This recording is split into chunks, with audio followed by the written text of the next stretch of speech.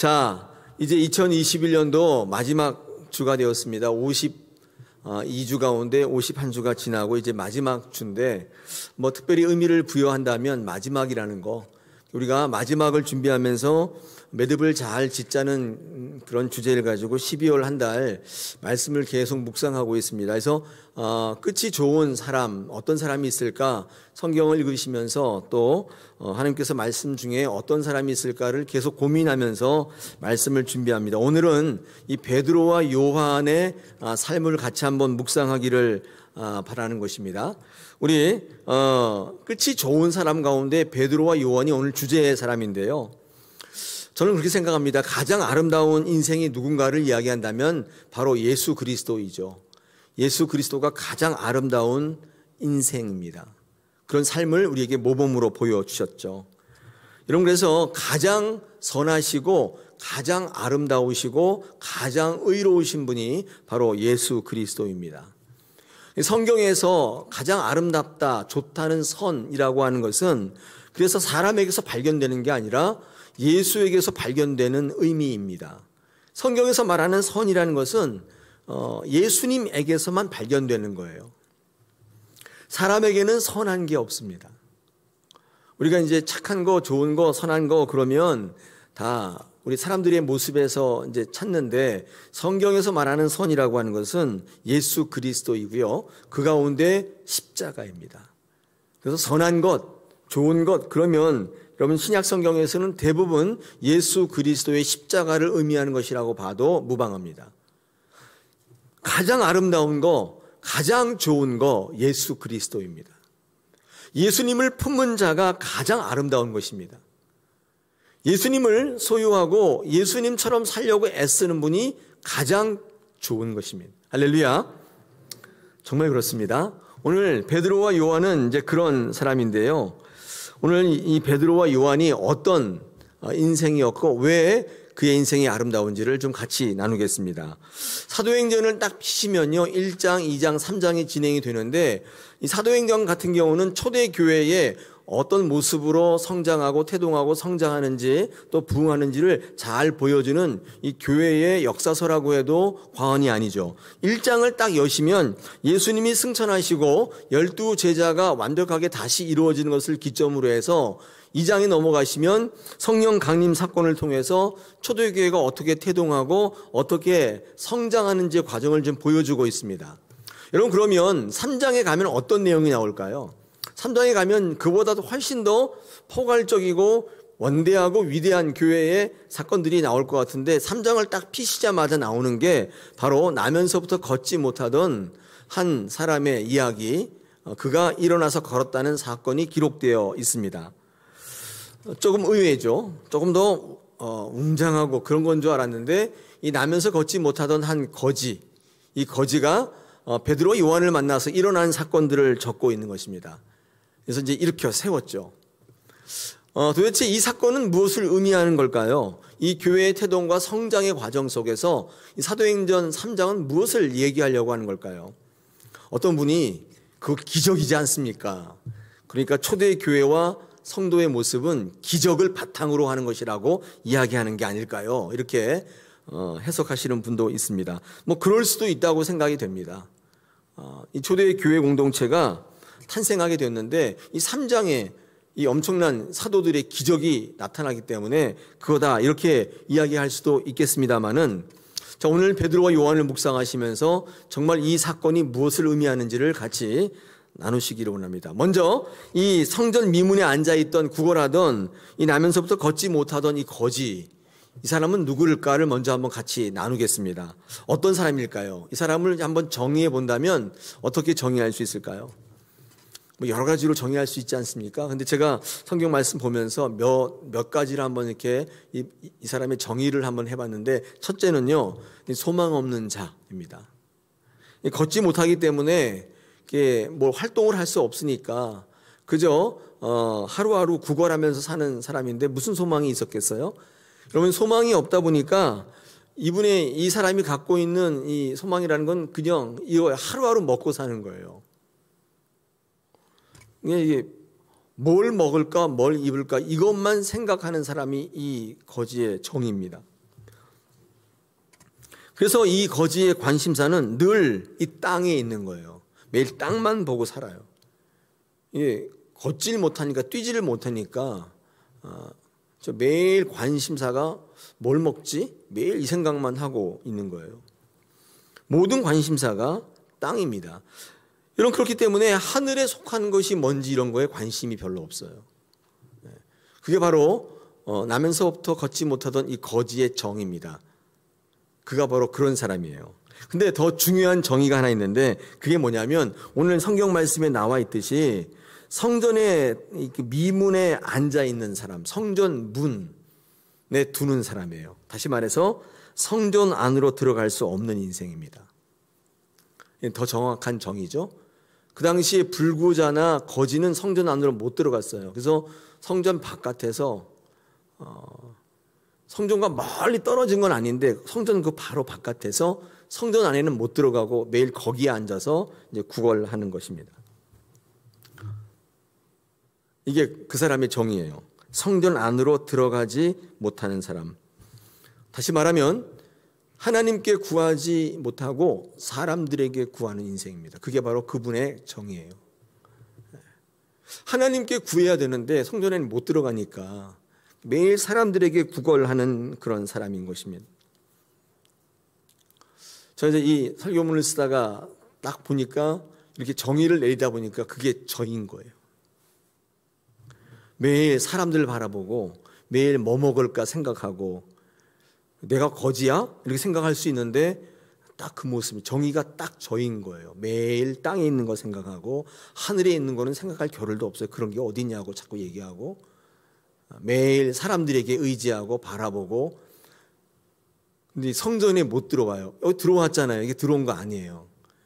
들어왔는데 여러분의 실체는 들어오지 않았어요. 여러분의 실체는 다른 데 가 있어요. 딴 데. 여러분 지금 육신만 들어와 있어요. 그래서 구하는 것은 늘 땅의 것, 바라보는 것은 늘 그런 거. 이게 였는데 저의 정의였습니다. 이 소망이 없는 거예요. 그래서 아마 소망이 없었던 것 같아요. 참 안타까운 거죠. 여러분 이 땅을 살아갈 때 소망을 잃어버리게 되는 것은 이게 뭐 때문이냐면 주님을 바라보지 않기 때문에 그런 것이죠. 여러분 우리가 소망을 갖는 것은 그래서 주님 앞으로 나올 때입니다. 이게 소망이 생겨요. 지난번에 우리 말씀을 나눌 때 소망은 나에게서 발견이 안 돼요. 하나님께서 부르실 때 소망이 생기는 거예요.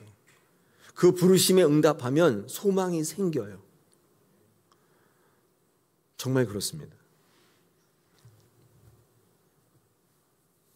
그러므로 이 성도에 있어서의 정말 이 완전한 소망은 예수님의 부르심을 받는 것입니다. 오늘도 이 자리에 나오신 거 어제도 마찬가지지만 부르심이 있었던 거예요. 저 못 들었는데요. 듣는 거에 관계없이 부르세요. 성령께서 여러분 안에 역사하시고 계시기 때문에 이 자리에 나오신 겁니다.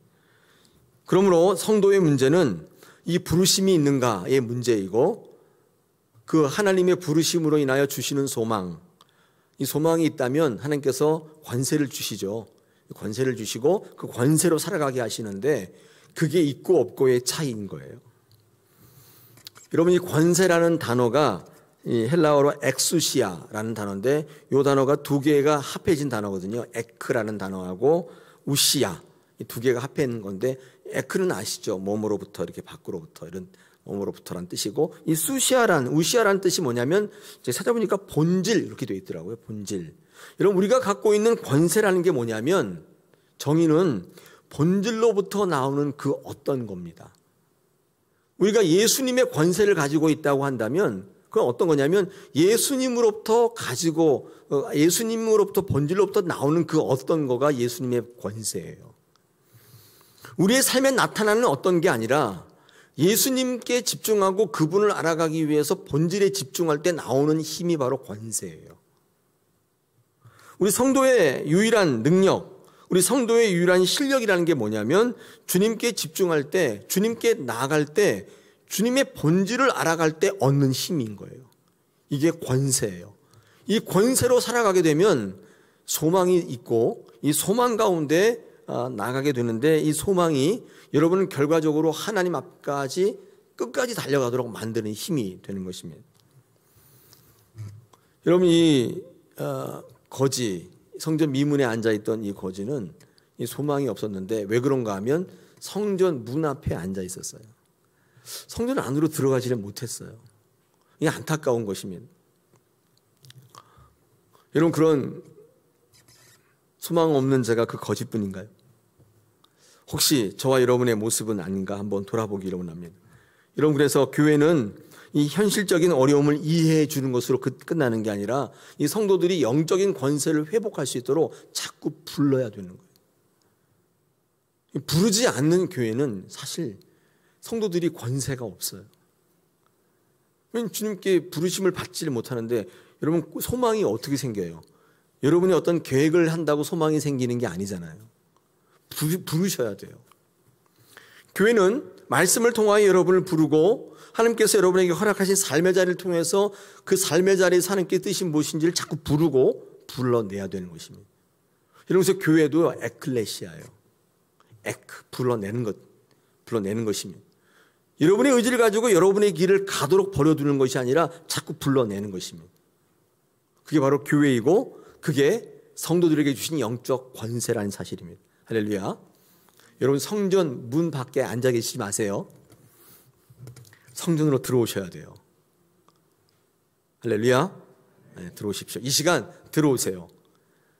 마음은 콩밭에 가 계시지 마시고 다 영육이 이 자리에 앉아 계셔서 하나님의 부르심을 받고 소망 있는 저와 여러분 되기를 원합니다.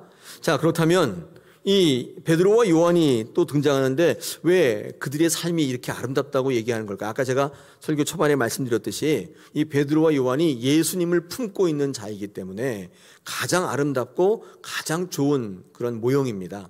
왜냐하면 가장 아름다운 분이 예수님이기 때문에 그렇죠. 자, 이 베드로와 요한의 삶을 한번 묵상하면서 그들의 삶이 아름다운 이유를 같이 세 가지를 한번 같이 나누겠습니다. 자, 먼저 첫 번째 이유는요, 그들은 예수님에게 삶을 드리는 자였기 때문에 예수님을 품은 자가 된 것이고 그 예수님으로 인하여 그들은 아름다운 인생을 살았다는 것입니다. 예수님께 삶을 드리는 자였다는 거예요. 자, 그게 무슨 말이냐? 오늘 성경 말씀을 한번 보게 되면요, 1절 한번 보겠습니다. 1절에 보니까 이 베드로와 요한은 어떤 사람이었냐면 매일 오후 3시에 기도하러 성전에 올라가는 사람이었다는 것입니다. 그렇죠? 제9시라고 되어 있는데 이 제9시는 이제 유대 상황 속의 시간인데 이게 이제 우리의 시간을 알려면 여기다가 6을 더하면 된다 그랬죠. 9에다가 6을 더하니까 15시, 오후 3시죠. 오후 3시에 항상 매일 기도하는 사람이었다고 성경은 기록하고 있습니다. 그러니까 그들은 시간이 있을 때, 뭐 여유 있을 때, 생각날 때 그렇게 기도했던 사람이 아니라 어떤 사람이에요? 정해진 시간에 규칙적이고 정기적으로 기도했던 사람이라는 것입니다. 전에도 한번 말씀드렸는데 뭘 정해놓고 하려고 그러면요 굉장히 어렵습니다. 이게 막 생각날 때 하는 거는 쉬워요. 뭐 안 하다가 기도해야지, 그런 거를 우리가 이제 즉석 기도인데 뭐 그런 거 얼마든지 할 수 있죠. 근데 시간을 늘 정해놓고 하는 기도는 그거는 쉽지 않습니다. 그래서 시간을 정해놓고 하려면 그 이제 삶을 드릴 수밖에 없어요. 왜 삶을 드린다는 표현을 쓰냐면 그 시간에 일어나는 모든 것들을 다 포기해야 돼요. 그래서 시간을 정해놓고 하는 거 굉장히 중요한 것입니다. 여러분, 우리가 주일을 지키지 않습니까? 어떤 분이 꼭 왜 주일날 꼭 예배합니까? 저는요 주일날 안 오고 저는 제가 편할 때 이렇게 합니다. 뭐 그것도 예배이지 않습니까? 물론 예배죠. 지금 이제 비대면으로 하시는데 저희 교회는 처음부터 이 비대면을 생방송으로 한다는 원칙을 세웠습니다. 왜냐하면 그 시간을 지키게 하기 위해서예요. 근데 참 다행인지 불행인지 지금 이 방송도 다 녹화되어서 재방송을 볼 수 있어요. 요걸 아시는 분께서 그래? 11시 예배, 그때 주일 11시에는 내가 뭐 결혼식도 있고 많으니까 그때 하지 말고 나중에 시간 있을 때 오후 3시에, 베드로도 오후 3시에 기도했으니까 오후 3시에 예배 드리자, 이렇게 하시는 분도 있을지 모르겠어요. 여러분, 비대면 예배도 예배에 가까우시려면 그 시간에 드리시면 좋을 것 같아요. 그 시간에는 피치 못할 일이 자꾸 생기기 때문에 그거 다 거절하고 그 시간에 예배 자리에 앉는 거. 여러분, 그래서 주일 예배가, 주일 출석하는 게 굉장히 중요한 이유가 삶을 드리는 예배이기 때문에 그렇습니다. 상황에 따라 하는 게 아니라 내 삶을 드리는 예배이기 때문에 그 예배가 되게 중요하고도 귀하게 여김받는 예배가 될 겁니다. 여러분, 다니엘이요, 매일 기도했지 않습니까? 매일 기도했어요. 근데 죽인다고 그래도 기도했잖아요. 그렇죠? 그래서 아니, 안 하면 될 텐데, 그 시간이 지나가고 죽이지 않는다고 할 때 기도하면 될 텐데, 꼭 죽인다고 하면 할 때 꼭 기도할 필요가 있어요? 그렇지 않나요? 좀 그 시대가 지나가고 조금 뭐 이렇게 좀 평안해지고 그러면 기도하면 되죠. 아니, 꼭 이럴 때 예배할 필요 있어요? 코로나도 좀 없어지고 잠잠해지면 그때 예배하면 되죠. 근데 여러분, 다니엘이 왜 그때 기도했냐면 이유가 한 가지입니다. 기도가 그에게서는 삶이었기 때문에 그래요. 삶이에요. 아니, 먹어야 되잖아요. 그 밥 같은 거예요. 여러분, 뭐 기분 나쁘다고 밥 안 드세요? 드시잖아요. 왜요? 삶이기 때문에. 여러분, 다니엘의 기도는요, 삶과 같은 거예요. 그래서 죽인다고 해도 밥 먹듯이 기도하는 거예요. 여러분, 그게 다니엘의 능력이었어요. 삶을 드리기 때문에 능력이 되는 것입니다. 하나님께서는 여러분에게 행위를 받으려고 하지 않으시고 삶을 받으려고 하세요. 시간을 정해놓고 뭘 하는 게 어려워요.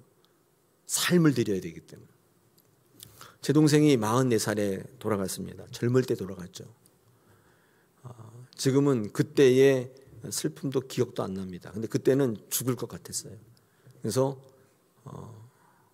아무것도 못할 것 같았는데 배가 고프더라고요. 그 빈소에 앉아 있는데 배에서 꼬르륵 소리가 나는 거예요. 그래서 밥 먹었다니까요. 거기 앉아 있는데 꾸벅꾸벅 졸아요. 옆에 있는 분들이 들어가서 자라고. 전 너무 슬퍼서 밥도 안 넘어가고 잠도 안 올 줄 알았는데 졸리기도 하더라고요. 제가 제 자신이 너무 화가 나더라고요. 지금 네 목구멍으로 밥이 넘어가냐? 네 하나밖에 없는 동생이 죽었는데 저 젊은 나이에 절명해. 너 지금 잠이 오냐? 오더라니까요. 왜요? 그게 삶이기 때문에 그런 거예요. 여러분의 신앙이 이처럼 삶이 안 되면 상황에 따라 선택해서 지금은 아니야. 그런 신앙이라면 거기에 능력이 있고 여러분 신앙이 여러분의 삶이 아름답다는 평가를 받을 수 있을까요? 저는 그런 생각을 오늘 아침에 했습니다. 제가 여러분에게 전해드리고 싶고 같이 나누고 싶은 신앙은 그런 신앙이에요. 이 교회가 여러분의 어려움을 이해하는 대로 그치면, 여러분을 부르지 않으면 여러분은 능력이 없어지는 거예요. 삶을 드릴 줄 모르고 상황에 따라 끌려다니는 거예요. 그걸 현명하다고 생각하는 그런 신앙이 되는 거예요. 우리는 그런 신앙보다도 이 베드로와 요한처럼 정해놓고 매일 기도로 올라가는 삶을 드리는 그런 신앙이 되기를 원하는 것입니다. 여러분, 그래서 이 하나님은요, 여러분과 언약 맺기를 좋아하세요. 이거를 뭐 기분 나쁘게 생각하시는, 뭐 계약을 맺어? 뭐 그러면 하나님이 뭐 계약 맺는 하나님이야? 그럼 뭐 좋으면 해주시고 안 그러면 안 한다는 얘기야? 그 생각하는 게 아니라, 여러분, 계약을 맺는다는 것은 뭐냐면 여러분께서 거기에 매이기를 원하시는 거예요. 매인다는 건 뭐냐면 삶을 드릴 수밖에 없어요. 이 자유는요, 이 성경 안에서 자유는 진리가 자유예요. 진리가 뭐죠? 말씀이죠. 요한복음 8장 33절에서 진리가 너희를 자유케 한다. 진리는 말씀에 매이는 거예요. 말씀을 읽다 보니까 여러분을 자꾸 올가매요. 이거 하지 말라고 저거 하라고 그러고 자꾸 매는 거예요. 내가 하고 싶은 거 못하게 하고 내가 하기 싫은 걸 자꾸 하게 만들어요. 그게 진리잖아요. 그게 여러분을 궁극적으로 자유롭게 한다는 거예요. 여러분 하고 싶은 대로 다 하는 게 자유가 아니라. 베드로는 날마다 정한 시간에 기도했는데 기도를 한 게 아니라 사실은 자기의 삶을 드린 것입니다. 할렐루야. 그가 예수를 품을 수 있었던 가장 근본적 이유예요. 삶을 드렸기 때문입니다. 근데 놀라운 사실은요, 이 베드로가 이렇게 기도했는데 유대교가 보면은 하루에 3번 기도해요. 오전 9시, 정오, 오후 3시. 뭐 이슬람은 더 많이 하지만 유대교는 세 번 하거든요. 근데 이런 어떤 그 기도의 습관은 유대교의 훈련으로부터 넘어온 것 같아요. 유대교에서 그렇게 기도하는 습관이 아마 베드로 요한으로부터 날마다 쉬지 않고 삶의 기도를 드릴 수 있게 있었던 가장 기본적인 베이스가 된 것입니다. 그러니까 버릴 게 없는 거예요. 이 베드로와 요한이 유대교회에서 훈련을 받았는데 어떤 엄격한 규율과 모임의 훈련에서 잘 훈련되었기 때문에 여러분 초대교회가 모이기를 날마다 열심히 했다고 되어 있거든요. 우리 사도행전 2장 46절에 보니까 그들이 날마다 마음을 같이 해서 모이기에 힘썼다고 되어 있는데 여러분 이 날마다 모이기에 힘썼던 이 원인이 어디 있냐면 유대교회에서의 엄격한 규율, 날마다 제사하고 날마다 기도하는 그 훈련에 있었다고 보는 거예요. 버릴 게 없잖아요. 주님께서 유대교회에서 받았던 훈련을 그대로 사용하시는 것입니다. 여러분 그러므로 이 신앙의 공동체 안에서 훈련받는 것을 가볍게 여기지 마십시오. 이 교회 안에서의 성도의 교제와 믿음의 훈련은 여러분의 삶의 자리에서 하나님이 역사하시는 통로가 될 수 있습니다. 뭐 그런 게 뭐가 필요했어요? 목사님 지금 시대가 어느 시대인데 지금도 그렇게 하세요. 이렇게 얘기하지 마시고 믿음의 선진들이 전통으로 불려준 것들을 한번 잘 지켜보실 필요가 있어요. 그러면 하나님께서 그것을 통해서 역사하시는 통로가 됩니다. 유대교회에서의 훈련을 초대교회를 형성하는 모임과 공동체를 만드신 데 사용하신 것처럼 우리 신앙생활 가운데 그런 게 참 많이 있지 않습니까? 그거 한번 잘 지켜보시는 것도 참 좋은 신앙인 것 같습니다. 여러분 삶을 들이시는 저와 여러분 되기를 원합니다. 할렐루야. 그럴 때 하나님께서 우리의 삶을 받기를 원하시는 하나님께서 여러분의 그 삶을 통해서 여러분의 이 마지막을 아름답게 예수님처럼 베드로와 요한의 삶처럼 만드실 줄로 믿습니다. 자, 두 번째 이 베드로와 요한의 삶 속에서 발견하는 아름다움이 있는데 그게 뭐냐면 예수님을 주목하고 있다는 사실입니다. 오늘 3절부터 6절의 말씀을 한번 제가 읽어보겠습니다. 다시 읽겠습니다. 여러분 눈으로 확인하시기 바랍니다. 그가 베드로와 요한이 성전에 들어가려 함을 보고 구걸하거늘 베드로가 요한과 더불어 주목하여 이르되 우리를 보라 하니 그가 그들에게서 무엇을 얻을까 하여 바라보거늘 베드로가 이르되 은과 금은 내게 없거니와 내게 있는 이것을 내게 주노니 나사렛 예수 그리스도의 이름으로 일어나 걸으라 이렇게 말씀하고 있죠. 자 여기서 제가 주목하고자 하는 건 뭐냐면 베드로와 요한과 이 거지가 바라보는 것이 다르다는 것입니다. 여러분 이 성전 미문에 앉아있는 이 거지와 베드로 요한의 차이가 뭐냐면 보는 것의 차이가 있습니다. 여러분 이 성전 미문에 앉아있는 이 거지는 지금 뭘 보고 있어요? 뭘 보고 있어요? 베드로와 요한을 보고 있나요? 아닙니다. 그가 가지고 있는 걸 보고 있는 거예요. 뭘 가지고 있나? 네. 더 정확히 말씀드리면 이 성전 미문에 앉아있는 거지는 자기를 보는 것입니다. 그의 관심은 온통 자기 문제예요. 그 문제를 기점으로 많은 것을 봅니다. 항상 그걸 통과해서 봐요. 내 문제가 있는데 이게 통과하다 보니까 이 문제가 저거에 어떤 관계가 있느냐를 생각하는 거예요. 그러니까 항상 이 거지는요, 자기 문제만 생각하고 자기만 관심이 있는 사람이에요. 그런데 이 베드로와 요한은 뭐냐면 그 사람을 보고 그 앉은 배의 거지를 보면서 누구를 보게 되냐면 예수님을 보게 되는 것입니다. 보는 것에 차이가 있어요. 여러분 내 인생에 예수님이 보이기 시작할 때 나타나는 특징이 뭐냐면 문제가 작아져 보인다는 뜻입니다. 예수님의 창은요 모든 것들을 작게 만들어버리는 특징이 있어요. 여러분이 갖고 있는 창은 모든 걸 크게 만들어요. 예수님을 통하여 보면요 모든 게 작아져요.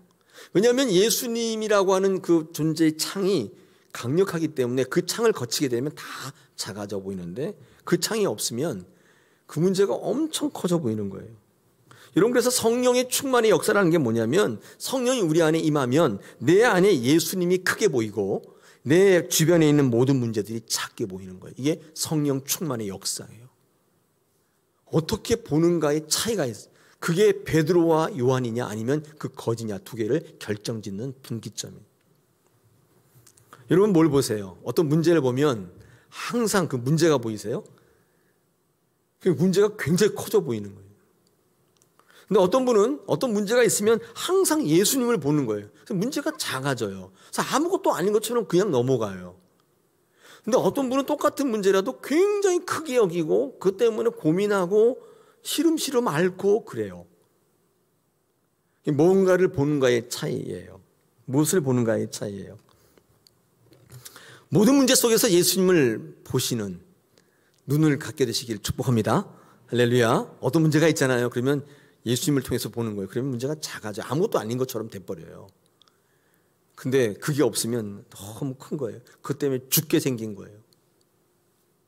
내 안에 계신 크신 이름 예수님의 권세로 말미암아 그걸 보게 될 때 아무것도 아닌 것처럼 풀려져 나가게 되는 놀라운 역사가 이 교회에 여러분 가운데 있기를 축복합니다. 할렐루야. 네. 그래서 내 문제 밖에 문제를 의식하지 마시고 주님을 바라보실 수 있게 되기를 바랍니다.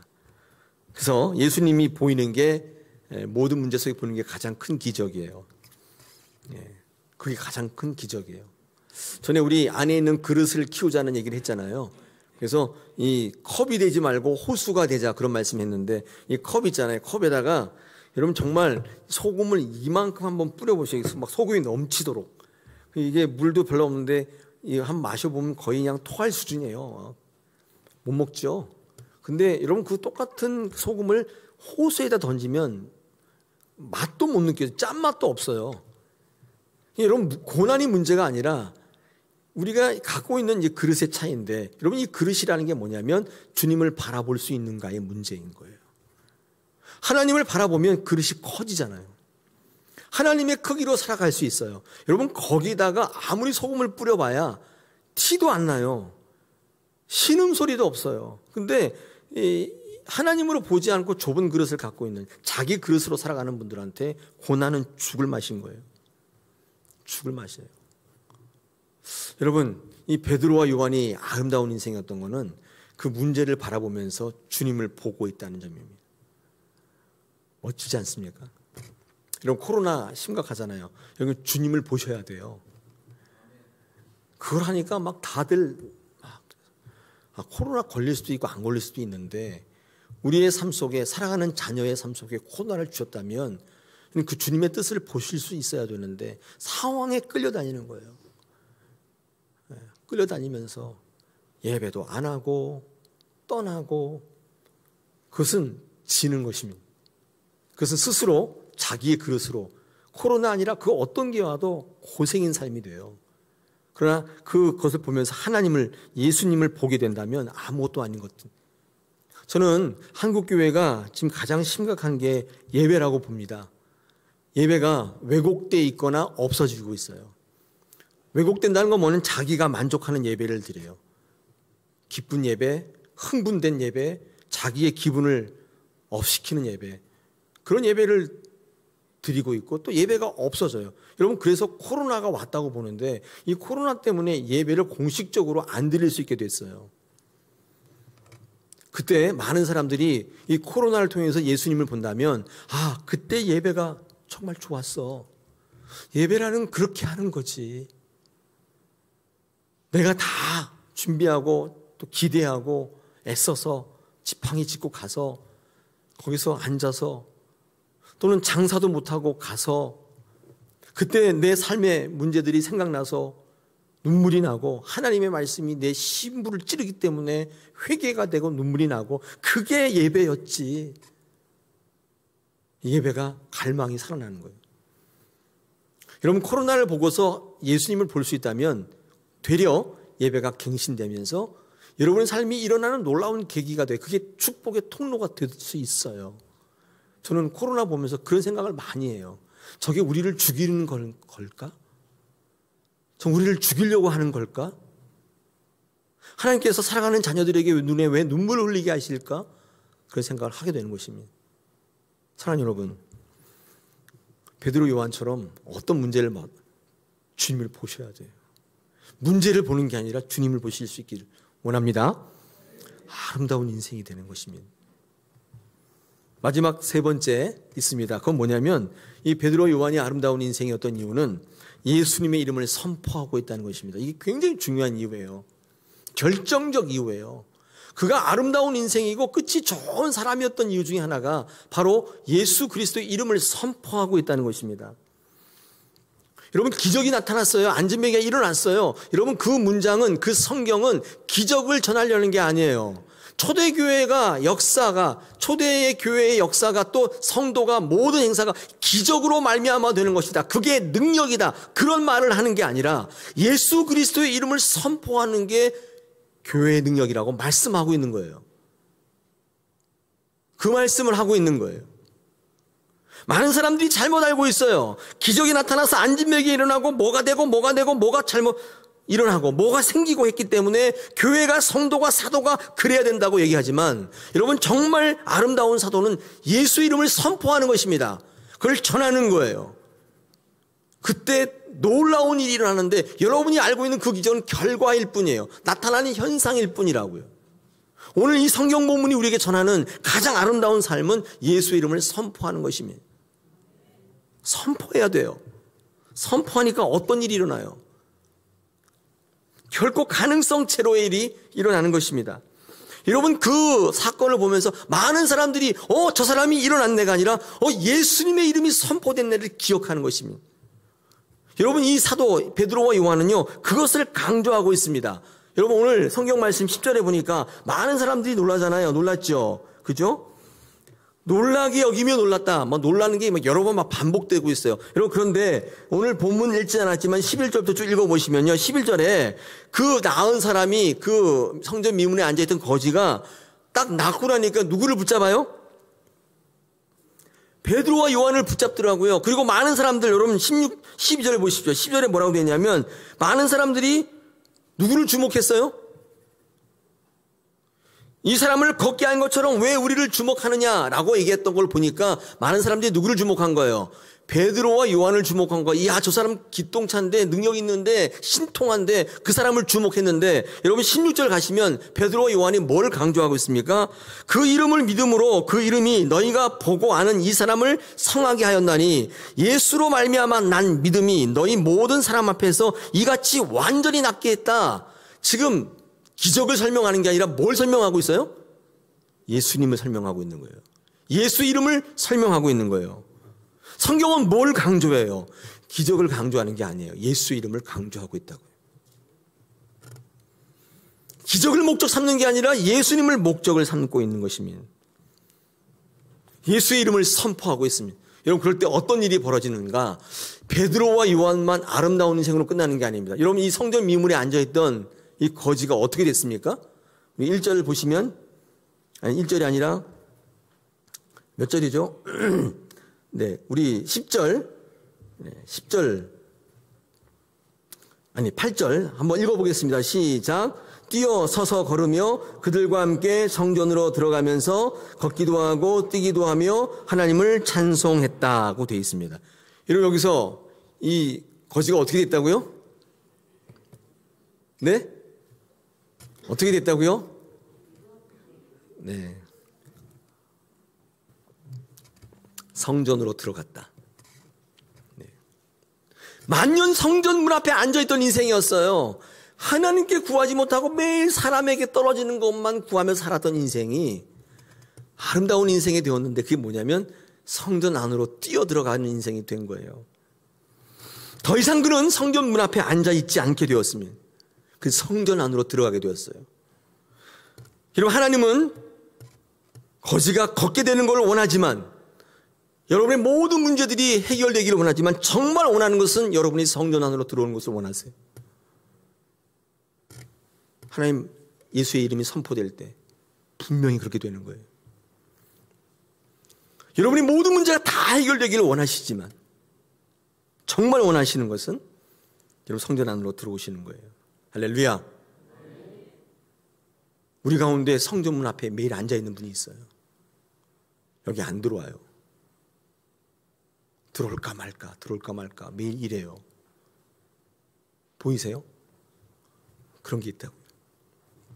사도행전 4장 4절에 말씀을 들은 사람 중에 믿는 자가 많으니 남자 수가 약 5천이나 되었더라. 이렇게 되어 있습니다. 여러분, 기적을 전하지 않고 예수 이름을 선포할 때 생명을 건진 자, 다시 말해서 일시 처방이 아니라 영구 처방을 받은 자가 5천 명이 되었다고 말씀합니다.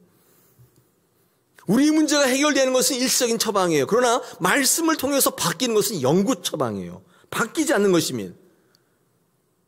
그 말씀을 통해서 계속 성전에 거하는 자가 되기를 원하시는 가장 아름다운 인생이에요. 예수를 닮은 인생인 것입니다.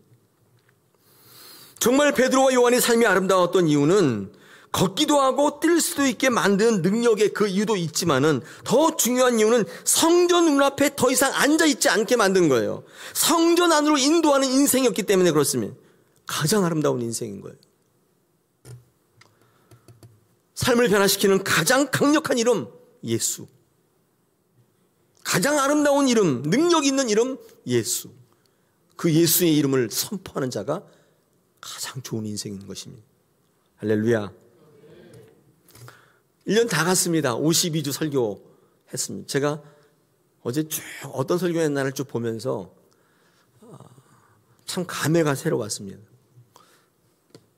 내년도 설교하게 되겠지. 우리 성도들과 더불어 어떤 길을 가야 될까 고민 많이 했습니다. 여러분의 필요와 요구를 채워주는 능력자가 되기를 기도할까?